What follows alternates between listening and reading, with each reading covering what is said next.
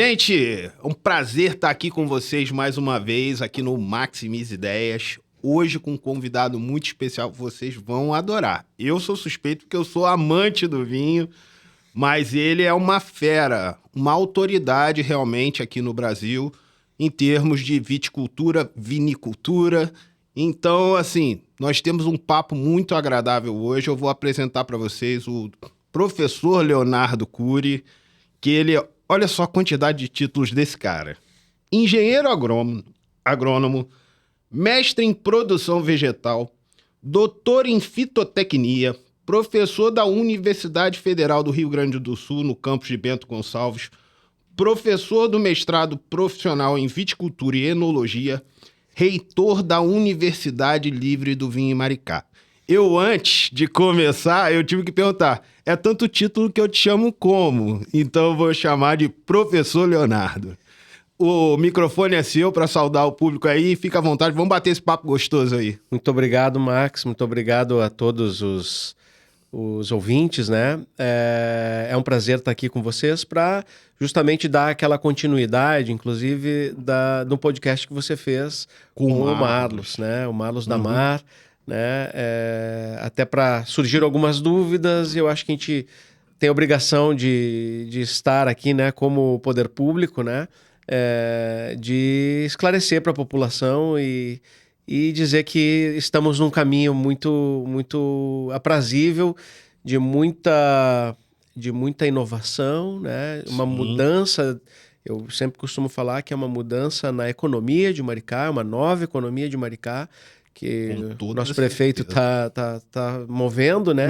E eu estou aqui para justamente fazer os ajustes, principalmente na parte de formação de pessoas, né? E alguns produtos que a gente tem os lançamentos previstos aí para Maricá. Cara, que maravilha você falar sobre isso, porque a gente vai tentar unir os dois assuntos, né?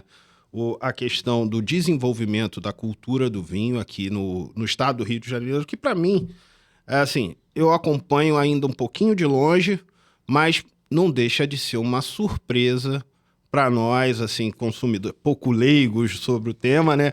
Essa possibilidade de produção de vinho aqui em Maricá. Eu achava que era uma coisa muito complexa, mas depois que a gente vai estudando um pouquinho, a gente vê que tem mecanismos de chegar lá.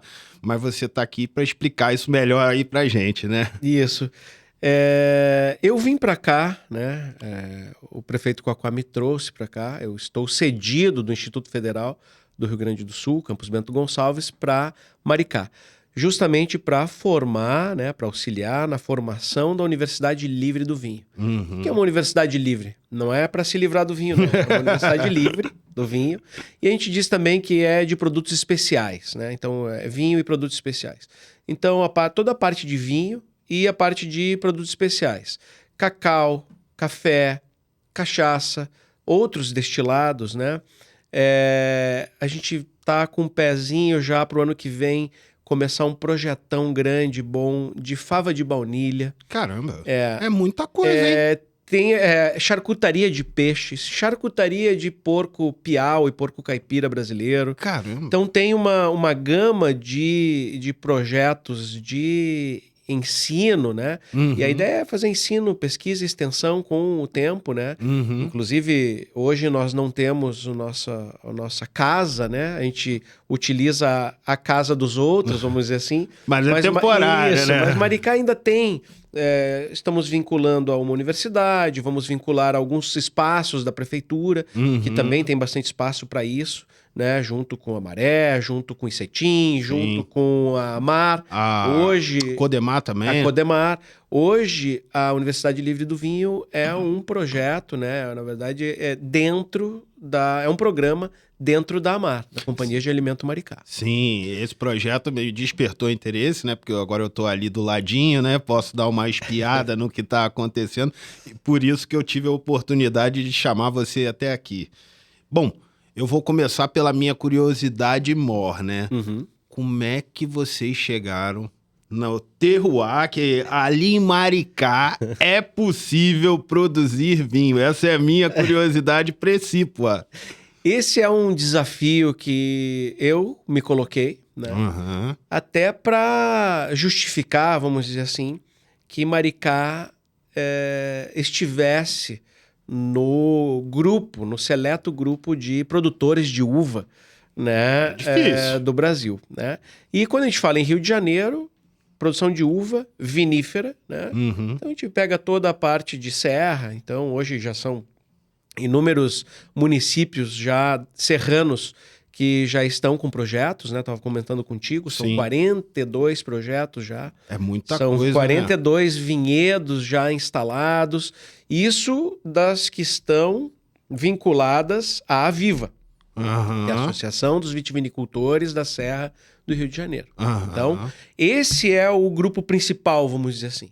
Bacana. Quando eu chego em Maricá, eu digo, como é que eu vou colocar Maricá no jogo? Nesse circuito, né? Isso. Então, são duas formas de colocar Maricá no circuito. Uhum. A primeira delas fui atrás de um local que fosse minimamente possível, né, o Aham. cultivo da videira. Não que não seja possível ao nível do mar, mas isso dificulta ainda mais o nosso problema. Eu tenho essa curiosidade porque, bom, eu já tenho uma certa idade e até bem pouco tempo atrás a gente julgava que era meio que não era possível conciliar a agricultura, a cultura a viticultura com o clima do Rio de Janeiro.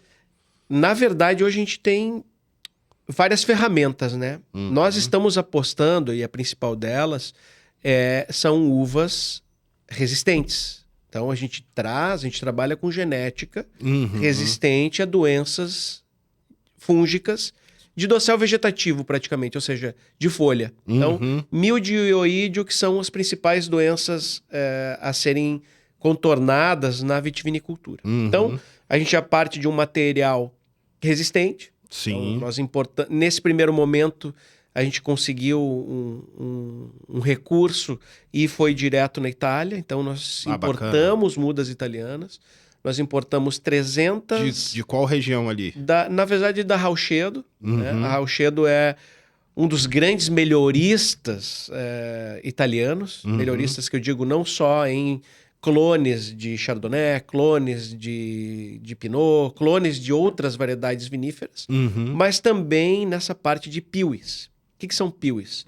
Piuí é a abreviatura de uma palavra que eu me nego a pronunciar, uma palavra em alemão, como qualquer palavra em alemão, 400 consoantes e 2 vogais. É bem difícil. Então, a piuí quer dizer uva resistente a doenças fúngicas. Ah, legal. Ela é geneticamente modificada. Não na verdade, são cruzamentos e retrocruzamentos. Ah, tá. Então, o primeiro cruzamento cruzou-se vitis vinífera com rotundifolia muscadine. Uhum. E aí, essa geração F1 trouxe a resistência da muscadine. Uhum. Só que nesse primeiro momento, 50% ainda você não tem a característica organoléptica ou vitianológica que você busca numa vitis vinífera. Uhum. Então, eles foram realizando retrocruzamentos das linhagens.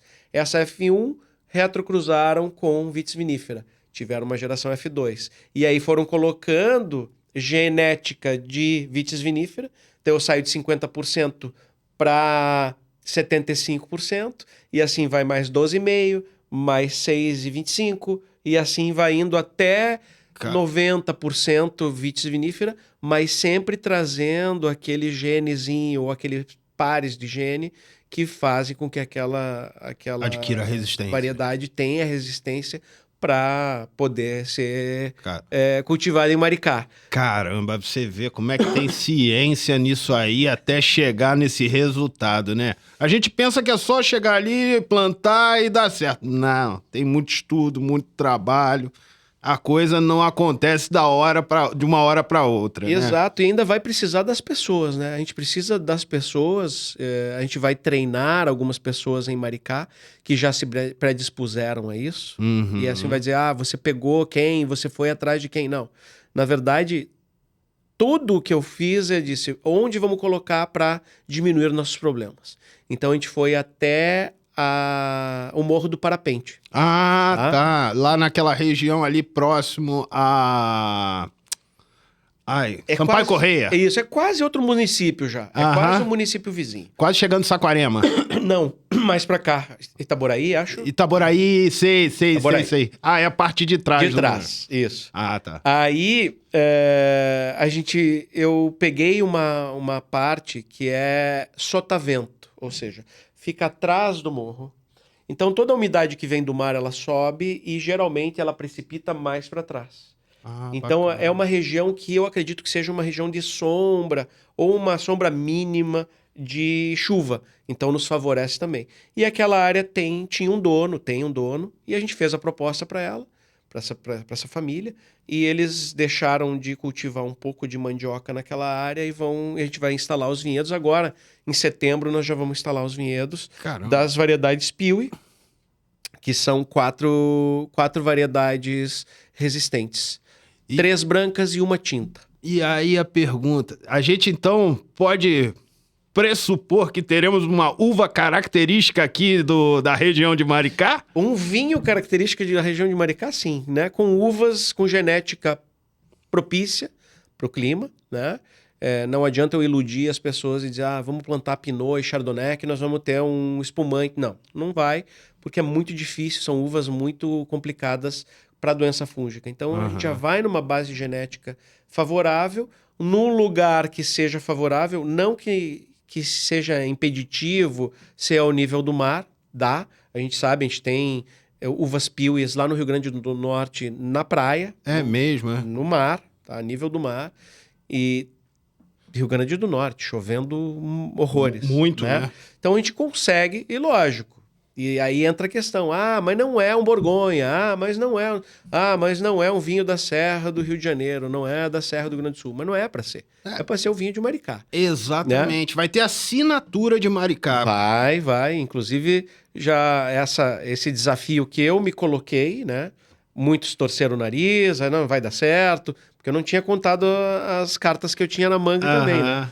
Mas eu falei que para a futura reeleição do prefeito, eu falei, vai ter o vinho de Maricá pra gente comemorar. Caramba, e o que me chamou a atenção agora foi essa... Você vê, né? Quando a gente conversa com quem entende das coisas, como leigo, né? Eu nunca ia imaginar essa questão da inclinação do morro para não pegar a questão... Porque ali aquela região tem muita maresia. Muito. A gente está... Se eu não me engano, a 15 quilômetros em linha reta do mar. Exatamente. Então, eu conheço bem aquela região, porque eu tive casa ali em Jaconé, um pouco mais à frente, tá? Então, assim, sei bem a região que você está colocando e sei que tem, sim, a influência da maresia. E você já pensou até nesse detalhe para não atingir a qualidade da uva, né? Para a gente esconder um pouco mais ela da umidade, né? Do excesso de chuva, do excesso de umidade. É uma região ventosa, então também tem bastante vento para tirar o excesso de umidade. Eu acho que a gente vai ter uma grande surpresa, uma grata surpresa ali. E também, lógico, a gente foi pensando também na região, que é aquela região montanhosa de Maricá. O prefeito tem uma visão para hotéis, hotel fazenda, pousadas para aquela região. E aí a gente inseriu o vinho, a uva, e eu também estou com outro projeto futuro para trazer mudas de muscadinha rotundifolia, que foi aquele primeiro cruzamento, né, nessas uvas piuís. O primeiro cruzamento eu vou trazer essa uva. Para essa uva pode ser plantada em qualquer lugar, ela produz um monte, dá para vinificar, dá para fazer suco, dá para fazer vinagre, dá para comer in natura, dá para vender ela como orgânica. Então a gente vai tentar trazer mais essa... E uma produção ajuda a outra, né? Sim. Então, uma não impede a outra, né? Não. Porque essa que a gente vai implantar, ela é vitis vinífera, ela é uma uva fina para vinhos finos, né? Sim. Apesar de ter 5% de rotundifolia, ela não tem nenhuma característica organoléptica de labrusca, de uva americana, aquele foxado, aquilo que as pessoas buscam achando, essa uva não vai achar nada. Em contrapartida, a outra é super foxada, super... Então, são produtos diferentes para produtos diferentes e para fomentar também a agricultura do local, município, né? Sim, que é importante, que é o papel, o princípio da empresa que está, em tese, desenvolvendo isso aí, que é fomentar de alguma forma a agricultura local, voltar aos primórdios para poder prover para o futuro. Como eu disse, a Universidade Livre ela aparece não só para formação, Sim. mas também para auxílio, né? Consultoria em alguma coisa, em alguma variedade, algum cultivo, né? E isso a gente consegue contornar e consegue dizer, olha, você, além da mandioca, você tem a rotundifolia para produzir. Além do pescado aqui, você vai ter o pescado, mas você vai poder fazer charcutaria desse peixe, né? Agora, o porco que você está criando aqui, que Coacá está trazendo o porco-piau para cá também, nós estamos trazendo uma charcutaria de alta gama para fazer com que esse porco caipira, né, esse porco-piau, seja realizado uma charcutaria e não venda a carne do porco, a carne do porco enlatada, venda ela na forma de guanciale, né, na forma de bochecha, na forma de pernil, na forma de presunto cru e assim. Cara, é toda um ecossistema que está sendo pensado para essa situação. E quanto mais eu escuto sobre isso, mais eu me apaixono, tá? Porque, de fato, é uma coisa bem bacana, porque vai trazer um movimento para a economia local, vai mudar a economia local. Entendeu? Absolutamente. Eu tenho falado muito isso, que eu tenho chamado da nova, né, uma nova economia de Maricá, assim como o prefeito sempre fala, né? Uma economia que tenta se desvencilhar paulatinamente do efeito royalty.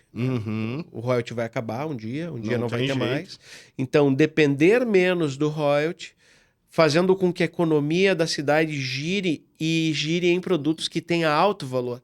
Essa é uma outra sacada. Isso é legal. Valor agregado ao produto. Exato. Porque quando a gente está falando de vinho, charcutaria, essas coisas todas, nós estamos falando de produtos que são especiais e que têm um valor de mercado relativamente elevado.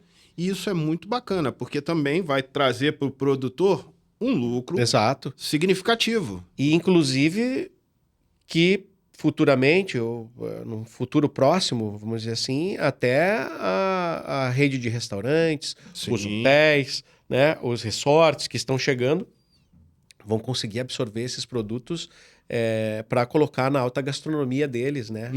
A gastronomia de Maricá também começa a se elevar. Sim. Né? Eu tenho observado isso até agora, não tanto quanto antes.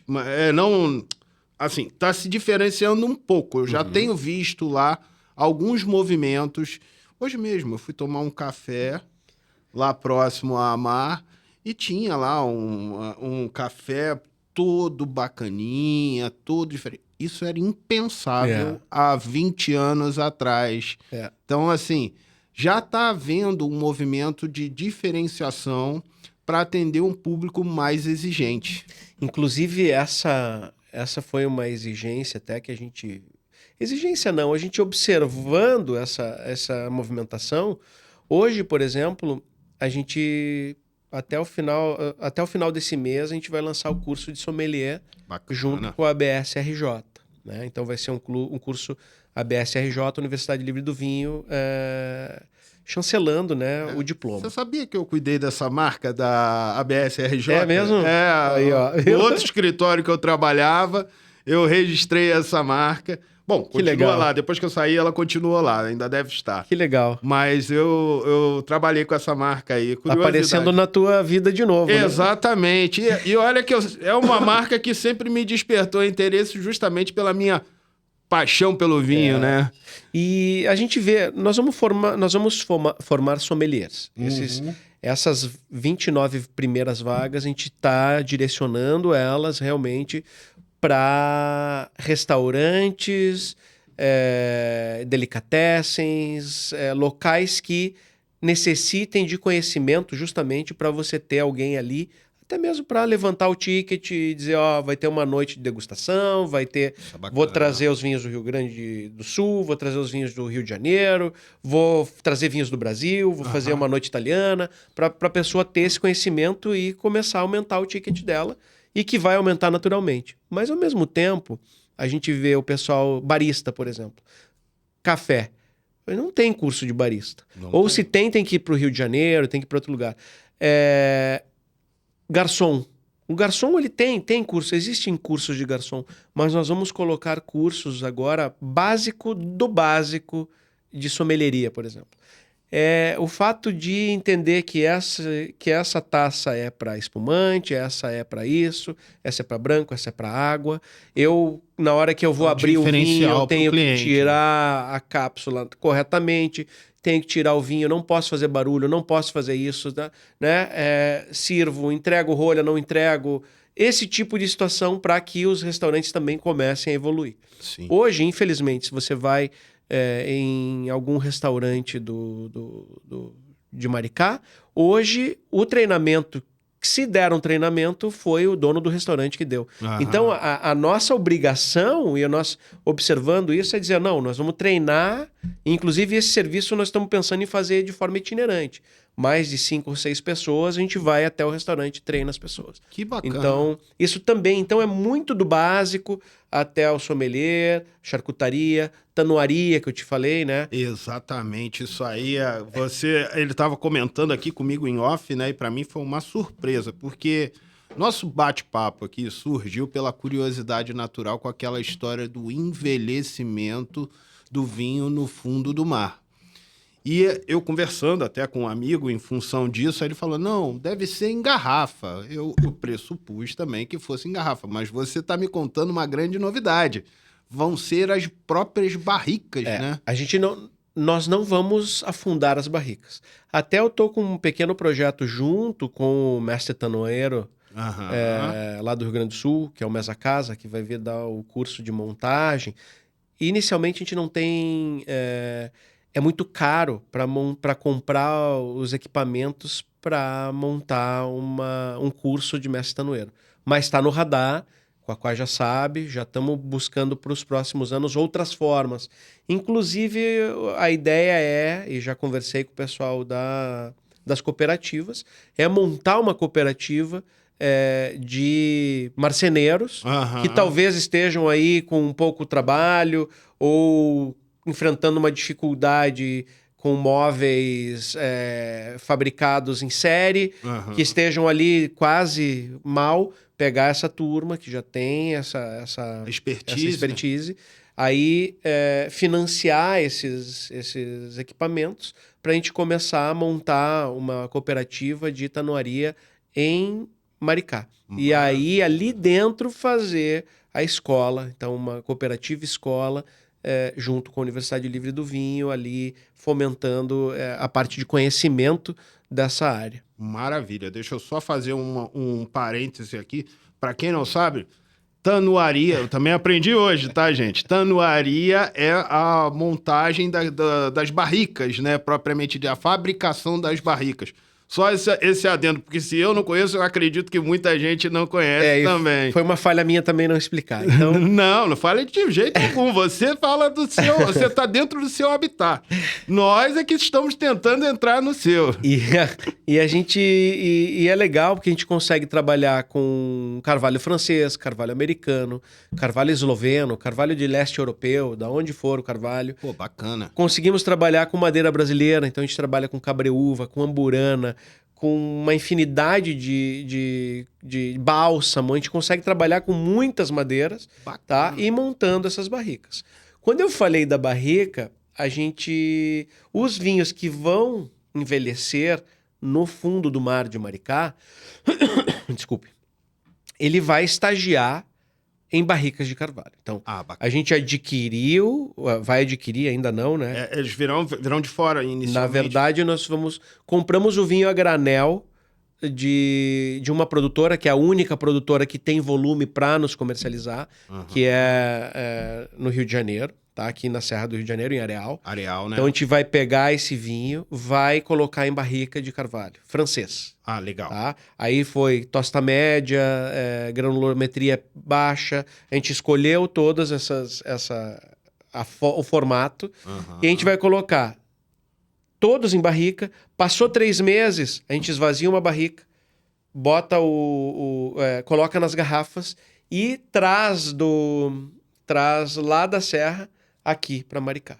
Só que aqui, nesse tempo que o vinho está envelhecendo, lá nesses 3 meses, a gente vai fazer 3, 6, 9 e 12 meses. E aí a gente vai mergulhando jovens, em batelada. Né? Sim, a gente vai mergulhando em batelada. Então a gente mergulha vinhos com 3 meses, com 6 meses, com 9 meses e com 12 meses de carvalho. E que vão ficar 6 meses ou 12 meses embaixo da água. Tá? E como é que vai ser esse fechamento hermético para não haver uma contaminação? Na verdade, nós estamos contratando uma empresa que é existem uma ou duas empresas especializadas nisso, principalmente quando eu falo em Maricá. Quando eu falo em Maricá, esquece qualquer outro episódio ou lá na França eles estão colocando vinho embaixo d'água, em Portugal, em Santa Catarina, até aqui no Rio de Janeiro estão colocando. Já tinha? Já. Eu pensei que era uma coisa relativamente não tão difundida. É muito pequeno, são pequenas ações por enquanto. Mas eles colocam a 12 metros de profundidade, que é basicamente onde tem maricultura. Então eles têm ali os mariscos, as ostras, eles afundam um vinhoto ali, deixam 6 meses, tiram, ele veio cheio de craca, com aquelas cracas mesmo, parece pedra cheia de craca, e que é o grande objetivo da gente também vender esse vinho com craca. Né? Vai ser também uma assinatura. Sim. Não terá rótulo tradicional, esse rótulo não existirá, a garrafa vem toda com craca, e vai ter uma tagzinha em cima explicando quanto tempo ficou, que vinho de onde é que veio, né? Que bacana, cara. Já é um marketing. Já, lógico. E também vou colocar um aluno ou uma aluna de mestrado para estudar esse vinho. Deixa eu te fazer uma pergunta, já que você falou em aluno e aluna. Vem a pergunta natural de curioso. Imersão do vinho no fundo do mar altera realmente as características? Você sente...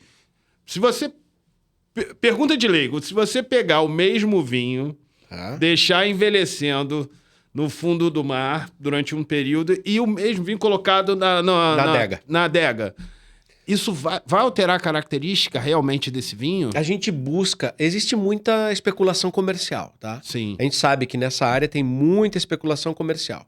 Então, o fato de... A pessoa que afunda o vinho vai dizer que aquele vinho é maravilhoso, que aquele vinho é o melhor do mundo. Tá? Realmente, ele tem uma diferença. Se você coloca ele frente a frente, você prova esse, vai sentir a diferença, tá? Quando a gente vai na leitura científica, vou atrás de papers publicados sobre o assunto. São muito poucos, mas a maioria deles diz que a pressão exercida, né, na garrafa, apesar da garrafa estar a 1 atmosfera, né? E, por exemplo, Maricá vão estar a 30 metros de profundidade. Caramba. Então são 4 atmosferas. A ideia não, o que a gente tem lido é que 1 ano embaixo da água, isso faz 1,5, quase 2 anos de envelhecimento em comparação ao que ficou em 1 atmosfera. Acelera o envelhecimento. Então, se você tem tanino muito pesado, e isso é uma grande vantagem para as vinícolas. Porque ao invés de elas deixarem 2 anos o vinho parado lá, elas botam no mar 1 ano e vendem o vinho como se fosse de 2. Caramba! Então isso é uma outra vantagem para as vinícolas que, assim que nós montarmos tudo isso, o mergulhador vai lá, puxa 5 garrafas, eu pego 5 garrafas que ficaram lá em Areal, levo para o laboratório, fazem os estudos químicos ali com cromatografia líquida, cromatografia gasosa, e a gente faz o teste de 3, às cegas. Então não é um contra o outro. São 3 vinhos que você não sabe se são 3 o mesmo, 2 de um e um do outro, 2 do outro e o outro de um. Isso é bacana. Então é todo na metodologia para que não tenha nenhuma indução da pessoa dizer, esse é diferente desse. Realmente ela vai dizer que é diferente se ela encontrar a diferença. E aí, a partir do momento que a gente tem isso, a gente publica isso, aí sim que a gente começa a vender Maricá como um terroir marítimo transformador. Que essa é a grande sacada, né? Que eu tinha Maricá colocando um vinhedo dentro de Maricá, né? E a minha outra proposta de botar Maricá na roda, né? Na rota do vinho. Na rota do vinho. É dizer, Maricá tem um mar aqui na frente. O mundo está fazendo isso. Por que não Maricá fazer? E ser a pioneira. Inclusive vender serviços depois, né? As vinícolas do Rio procuram, as vinícolas do Rio Grande do Sul procuram, Santa Catarina. Nós vamos ter uma especialização. Nós vamos ser especializados em oferecer esse serviço. Então, a gente contratou uma empresa, né? Essa empresa ela vai fazer todo o mapeamento, tá? A gente vai ver quantos quilômetros tem que avançar no mar para a gente sair das pedras e ter areia. Porque nós temos 30 metros de profundidade, a gente tem um mar extremamente violento, a gente tem corrente marítima muito pesada. Então, tá tudo programado para a gente montar tudo isso em blocos de concreto de mais de 1 tonelada cada bloco. Caramba! E nós vamos... já tem o projeto das grades. Essa empresa vai fabricar as grades, né? A gente vai fixar essas grades nesses blocos de concreto, cadeadinho. Aí a pessoa vai dizer, vão roubar esse vinho. Olha, para roubar um vinho a 30 metros de profundidade, tem que ter uma operação muito grande, tá? Tem que ter uma operação de mergulho, tem que ter profissional, porque não é qualquer um que faz mergulho de 30 metros. Tá? Não é uma coisa tão habitual assim. Mas, aqui no Rio de Janeiro, infelizmente, eu vou falar pra você que nego dá jeito pra tudo, rapaz. Se fosse a 12, até eu disse, vão levar tudo. Mas a 30 eu acho que... Não vou dizer que não vão furtar, mas a chance é bem menor. Não, com certeza. Inclusive, nós vamos montar um ecossistema. Olha a loucura que é. Isso até turisticamente falando, a gente consegue vender isso também. A partir do momento que a gente começa a botar, a colocar essas gaiolas, passou 2 meses, 3 meses, 6 meses, um ecossistema se forma nessas gaiolas. Nas garrafas, aquela craca é um ecossistema, são animais que estão ali, né? Que estão usando a garrafa como um espaço de moradia. Exatamente. A gente cria quase que um recife artificial. Então vai ter polvo, vai ter moreia, vão chegar outros habitantes nesse sistema. Exato. Que vocês estão...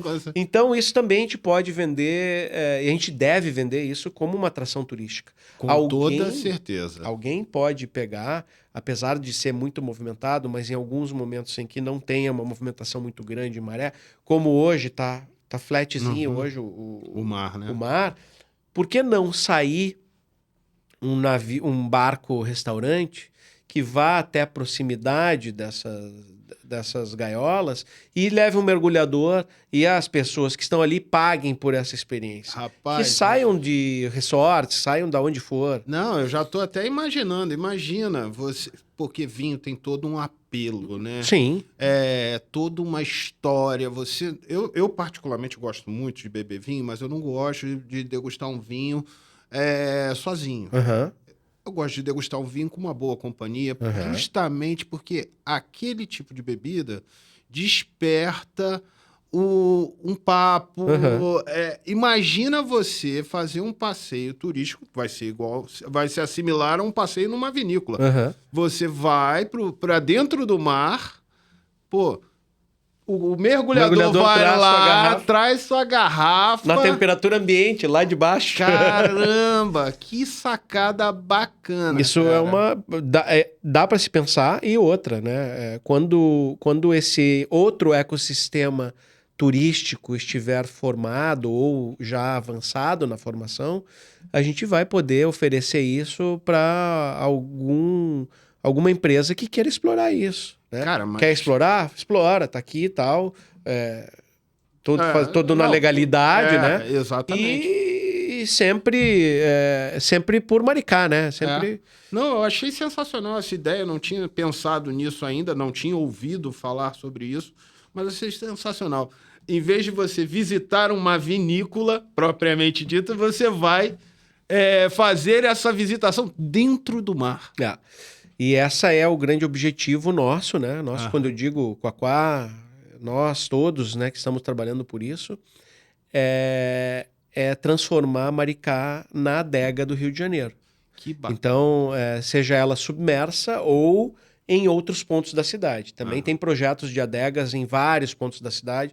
Nós estamos mexendo com uma adega agora, semana que vem vou retomar, a adega lá no Mirante. Então, o Mirante das Utopias vai ter uma adega também para degustar vinho, olhando as lagoas, olhando o mar e todo... Não, e ali é um ambiente bem agradável, né? Maricá é um clima agradável de um modo geral.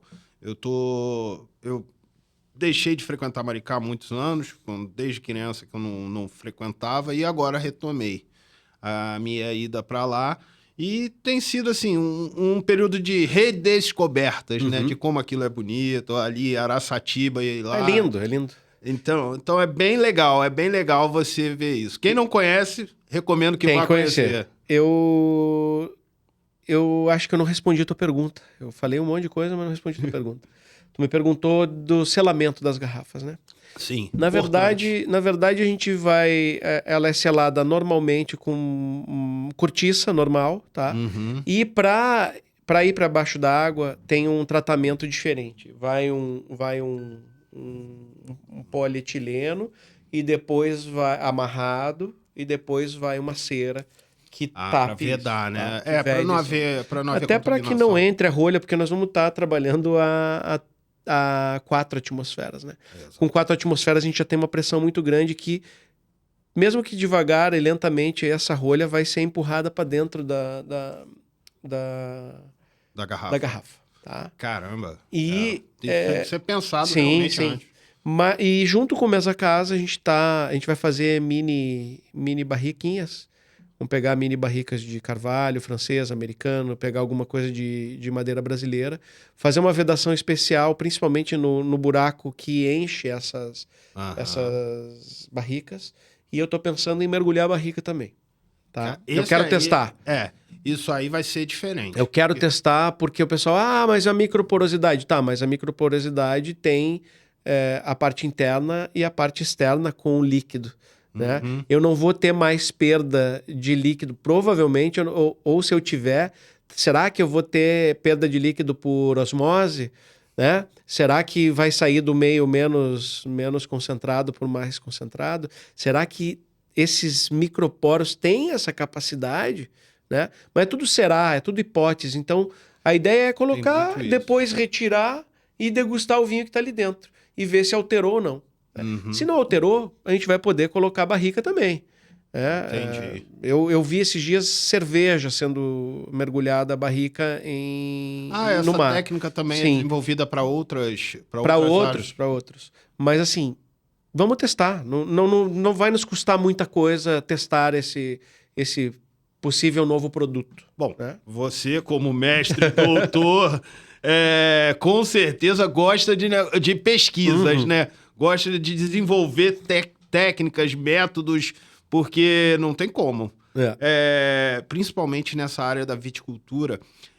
Eu estava dando uma lida, estava vendo esse negócio. O que facilitou, pelo menos no meu entender de leigo, né, sobre o tema, a questão da dupla poda, que isso foi um facilitador para que as uvas viníferas pudessem ser desenvolvidas aqui num clima mais difícil para elas. Né? Na verdade, a dupla poda, né, ela é uma técnica de manejo que foi adaptada às nossas condições. Quando eu falo nossa condição, principalmente regiões subtropicais, nós estamos no subtrópico, né? Uhum. São regiões subtropicais, mas de altitude. Então, a gente é subtropical de altitude em questão de clima de subtrópico. Certo. Tá? Se eu falo em subtropical, eu posso falar do sul. O sul também é subtropical. E também é de altitude. Né? Uhum. Eu tenho subtropical de altitude em São Joaquim, até mesmo em algumas regiões da Serra Gaúcha, são subtropicais de altitude. Só que lá eu tenho um inverno muito bem pontual que faz com que a planta durma. Aqui, o meu inverno, ele pode ser em algumas regiões, conforme a altitude, eu tenho invernos. Que são até rigorosos. Isso. Vamos botar inclusive, acima de 1.400 metros, tem uma região ali de Nova Friburgo, que está a 1.400 metros, que eu realmente não consigo fazer dupla poda. Porque o inverno é tão pesado que a planta para e não matura o fruto. Caramba, então, é mesmo? Então, acima de 1.000, 1.050 já é zona limítrofe para dupla poda. Mas ali entre 600 e 1.000 metros, vamos dizer assim, a gente consegue fazer dupla poda. O que é a dupla poda? A gente faz uma poda normal, que é o que está todo mundo fazendo agora, está iniciando agora. Agosto, começa agora em agosto. Agosto, mais tardar setembro, em algumas regiões. Faz a primeira poda. Essa primeira poda, a planta sai de uma pseudodormência, ela acorda, brota. Tudo que emitir de cachinho ali, a gente tira, arranca tudo. Tira todas as inflorescências. Deixa essa planta até fevereiro, março, tá? Alguns estão podando antes, mas com alguns problemas, tá? Então, fevereiro, março a gente poda. E aí sim, é essa segunda poda que a gente vai produzir, vai colher essa uva em julho, agosto. Isso aqui é quase que mandatório aqui no Rio de Janeiro. Aqui Rio de Janeiro, tudo duplo poda, a não ser acima de 1.100, que o pessoal está produzindo. Alguns estão fazendo dupla poda, alguns ainda seguem na dupla poda. O que eu acho muito penoso para a planta e para o próprio produtor, que acima de 1.100 você já reduz. A dupla poda já reduz bastante o volume colhido. E aí você vai para uma condição limítrofe, vai reduzir ainda mais. Então, para o produtor é muito penoso, tá? Trabalhar essa planta o ano inteiro, com tratamentos, com manejo, com tudo, para ter uma colheita só e uma colheita muito baixa. A gente tem que colher alta com grande qualidade. Entendi. Então, inclusive aqui em Maricá nós vamos fazer colheita de inverno. Tá? Nós vamos fazer dupla poda ali. As plantas de Maricá nós vamos fazer em dupla poda. Eu tenho uma curiosidade, porque eu escuto falar muito lá do Vale de São Francisco, né?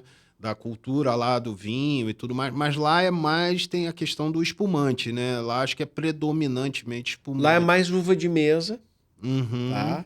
Uva de mesa para exportação. Entendi. E aí eles viram que a uva Itália, a uva Itália que produz ali 40, 50 toneladas por hectare, eles produziam um vinho moscatel de grande qualidade. Entendi. Então, os vinhos lá... os moscatéis de lá são produzidos basicamente com uva Itália. Tá? Mas tem espumante. Tem tempranilho, tem espumante, tem chardonnay, mas lá é diferente. Lá é uma poda e uma colheita rotacionada, não é dupla poda. Então vai poda, colhe, entra em dormência, poda, dá para fazer até 3 colheitas por ano. Caramba! Tanta diferença sim, assim? Lá é um outro sistema. Lá, por exemplo, ciclos curtos de uva de mesa, por exemplo, você consegue fazer 3 colheitas. No sul, não, né? Uma colheita só. Uma poda, uma colheita, inverno dormindo. As plantas começam a despertar agora. Então agora tá todo mundo com a tesoura na mão. E não só lá, tá todo mundo com a tesoura na mão em todo que é lugar. Tesoura na mão aqui na dupla poda, tesoura na mão, mesmo porque esse ano adiantou bastante as coisas.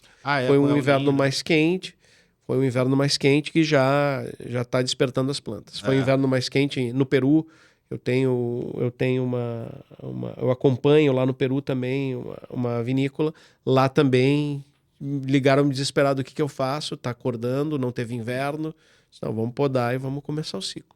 Caramba, tem todo um... É aquele negócio, né? A gente vê que tem toda uma ciência por trás disso, né? Não é uma assim, quero fabricar vinho e vou chegar nesse resultado. Não. Não. Inclusive, quem já se arriscou aqui no Rio de Janeiro, já teve gente que já teve que mudar a rota. É mesmo. Teve gente que já, não vou por aqui, vou por lá. Porque um pacote, ele vinha um pacote pronto, né?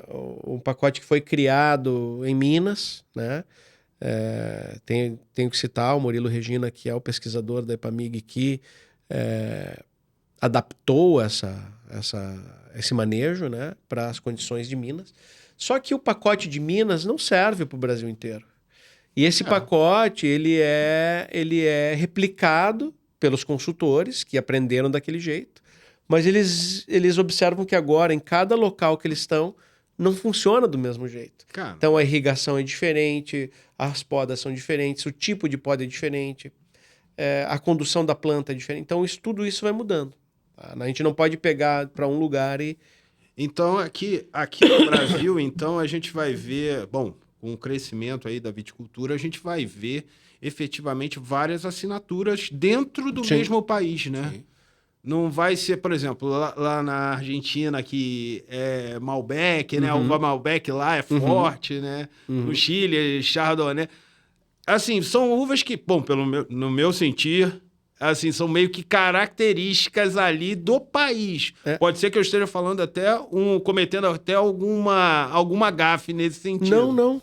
Na verdade, hoje eu vejo 4 grandes viticulturas no Brasil. Até a Embrapa separa em 3, eu vejo uma 4ª que tem uma condição muito especial, tá?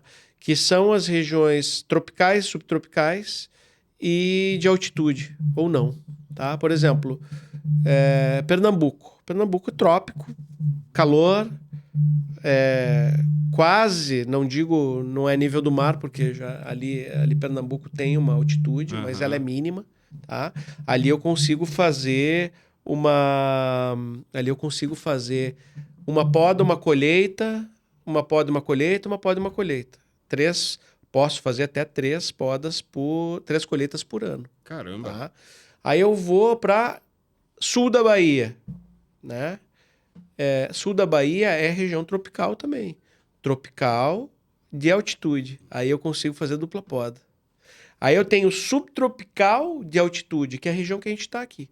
Nós estamos ali no metade num lado e metade do outro, né? No meio do caminho. Isso, a gente pode, por exemplo, pegar ali também a região do DF, por exemplo. O DF é uma região tropical de altitude, que ali, quando tem altitude, eu faço dupla poda. E aí eu vou lá para o sul e eu tenho lá o subtrópico.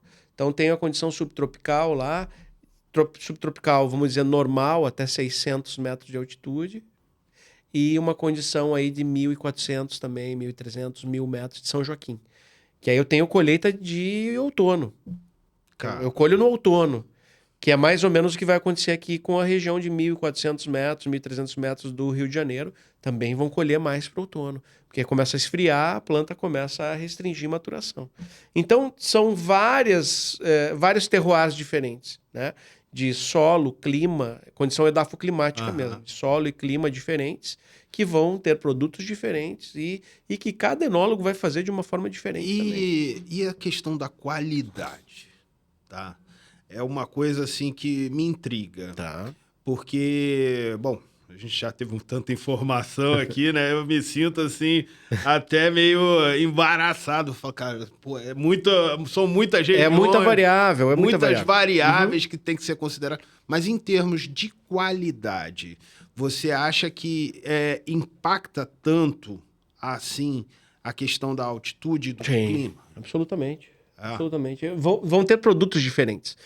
Porque a qualidade, primeiro que a gente não deve comparar. Né? A gente acaba comparando, mas a gente não deve. Né? Geralmente uma pessoa que está acostumada com Borgonha, que acha que Borgonha é a melhor coisa do mundo, quando prova, né? Quando prova um outro vinho, vai achar uma porcaria. Então, essa galera a gente não desconsidera. Né? Então essa galera se desconsidera. Diz assim, não, eu gosto de Borgonha e para mim todo o resto é porcaria. Tá? Exatamente. Mas assim, quando você tem vinhos, você vai ter vinhos diferentes.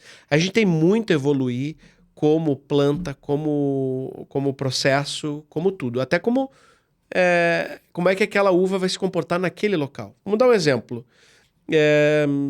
Syrah, produzida... Uma Syrah com a uva produzida a 1.300 metros de altitude no Rio de Janeiro e a 200 metros no Rio de Janeiro. Eu já tenho uma diferença, pode ser até o mesmo derrame de solo, você pode ter até o mesmo solo, igual, um latossolo, mesmo latossolo, com climas diferentes, com variações noturnas diferentes de temperatura, eu vou ter um vinho muito mais ácido lá em cima do que aqui embaixo. Então aqui embaixo vai estar, provavelmente até pode ser mais alcoólico do que lá em cima, mas lá em cima vai ser um vinho mais ácido do que aqui embaixo, com aromas diferentes, com aroma de fruta mais madura e fruta mais verde, ou levando para o vegetal. Então, a mesma variedade, o mesmo clone, mesmo processo, mesmo manejo em locais diferentes, vão ser diferentes. Caramba, você vê como é que é a coisa. Aí a pergunta, então, você já respondeu uma pergunta que eu ia te fazer, basicamente, com essa sua introdução aí. Porque eu ia falar, pô, então tudo depende, a tecnologia, ela muda o vinho ou tudo depende da uva? Não, hoje em dia a gente consegue fazer vinho sem uva. Aí complicou. Posso adicionar tanino, posso adicionar corante, posso adicionar o que eu quiser e fazer vinho, que não é vinho. Não é vinho, mas existe a tecnologia para isso, né? Lógico, não é o indicado, né?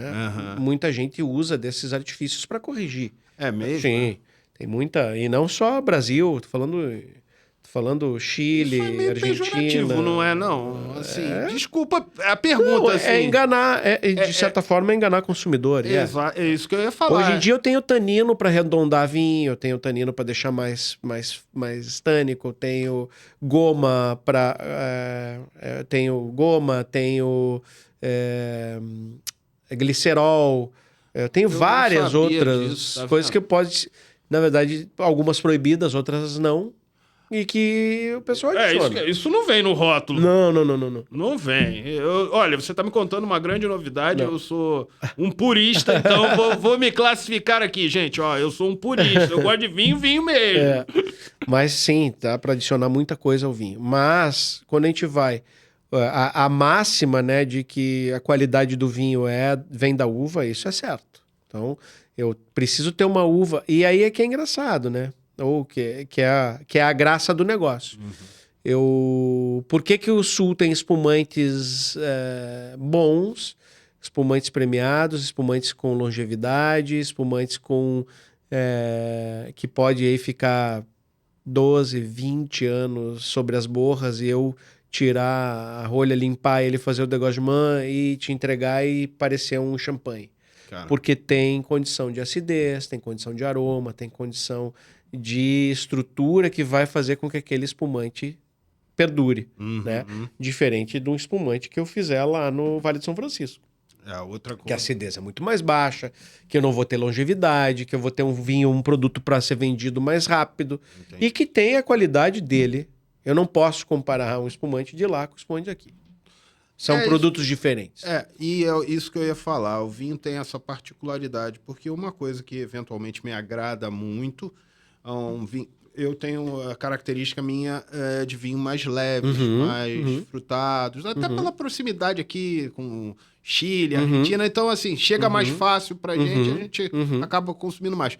Do que esses vinhos mais trabalhados, mais encorpados. Eu não tenho esse hábito tão fino assim, tá? Não tô tão acostumado assim. Até me incomoda um pouco mais quando eu pego um vinho mais bruto, assim, mais pesado. Mas... isso é meu, eu tenho certeza que isso é uma característica minha. Sim. Talvez porque eu não tenha amadurecido mas ainda. É gosto. É gosto. Eu não amadureci o suficiente o meu paladar, mas é exatamente o que você está falando. Hoje em dia, eu acho que por estar mais acostumado a degustar vinhos, a coisa vem mudando gradativamente. E os nossos gostos, eles mudam conforme a gente conhece, a gente avança, a nossa idade também. Também. Por exemplo... hoje em dia eu prefiro muito mais vinhos brancos do que tintos. Hoje. né? Os instintos, às vezes, é tão extração, tanto tanino, tanto fenol, que às vezes me ataca o fígado, eu fico mal. O vinho branco não, o vinho me deixa mais... Não me ataca, tu entendeu? E também tem uma coisa também que eu também tenho observado isso, principalmente aqui no Rio de Janeiro, tá? O vinho verde. Tem muita gente hoje em dia consumindo aquele vinho verde, entendeu? Acho que porque ele vem resfriado e tudo mais. Ele tem uma acidez mais alta, né? Para quem não tem azia, é espetacular. Quem já tem azia, que tem algum problema gástrico, que dê azia, o vinho verde, por ser mais ácido, também pode te trazer uma azia maior. O espumante, por exemplo, para quem tem propensão a azia, o vinho espumante ele é bem ácido. Então, isso acaba Então, as pessoas, porque eu fico ruim, às vezes nem imagina que é por causa do produto. Mas assim, pelo menos eu tenho observado isso até com amigos mesmo. Acho que por conta do calor, as pessoas, principalmente no verão, mas que gostam de vinho, são apreciadores de vinho, acabam eventualmente consumindo mais o vinho verde, porque ele vem geladinho, acaba se tornando uma coisa mais agradável. Agora, né? A gente pode... Aqui no Rio de Janeiro tem excelentes Sauvignons Blancs também, que tem o mesmo papel. Outras variedades que estão se destacando aqui. Tem Alvarinho, tem uma infinidade de outras variedades que vão começar a entrar no mercado agora e que tenho certeza que vão emplacar, porque aqui a gente tem uma acidez boa. Então a gente consegue, a altitude faz com que o vinho tenha uma acidez boa. Cara, que bacana. Então você agora fazer a pergunta de $1 milhão, porque eu já estou ansioso de agora, tá? Quando é que a gente vai abrir aquela garrafa do vinho totalmente produzido em Maricá? Qual a sua expectativa para isso? Olha, como a gente está trabalhando com vinho branco, são 3 variedades brancas e uma tinta, o vinho branco ele praticamente fica pronto muito rápido. Então nós vamos precisar aí de 2 anos para formar a planta, eu acredito que a gente vai plantar agora, forma a planta, faz uma segunda poda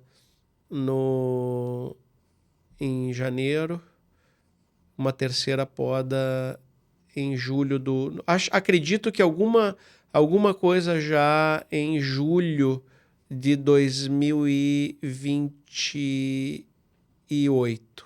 Caramba. Julho de 2028 a gente já tenha uma pequena produção, já dizendo, dá para ali algumas garrafas a gente já consegue fazer e dizer que já tem de Maricá.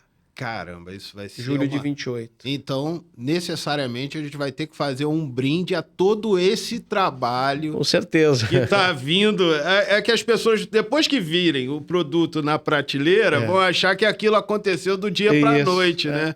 Mas tem toda uma história, todo um projeto, todo um estudo que vem por trás disso até se atingir o resultado desejado. Que eu acredito que também não vai ser no primeiro, vai ser, vai ser um processo evolutivo. Isso é apertando, né? Tá? Isso é apertando. Não se deve fazer isso, mas a gente vai colocar algumas garrafas.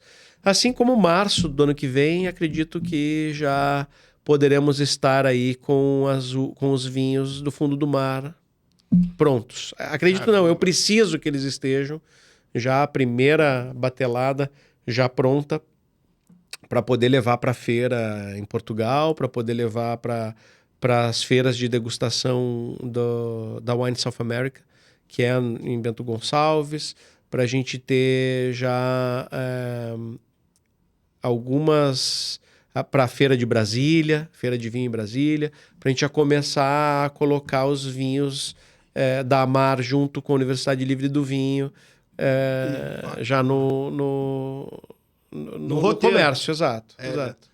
Gente, olha, eu tenho que te agradecer muito, Leonardo, por essa aula que você me deu aqui. Eu acredito que vai ser de muito interesse para os nossos espectadores, porque, de fato, foi um bate-papo muito agradável. Nem parece que a gente está aqui há 1 hora. Gente, eu vou assumir um compromisso aqui, se ele me permitir, de trazê-lo novamente aqui para a gente bater mais papo sobre isso. Sim. Com o avançar do processo. Porque eu tenho certeza que muita gente vai gostar desse bate-papo que a gente fez aqui. E eu vou explorar seu conhecimento aqui. Por favor. Contem comigo. Vou pedir para você deixar uma dica para os nossos ouvintes de um vinho, daqui, de preferência um vinho brasileiro, né?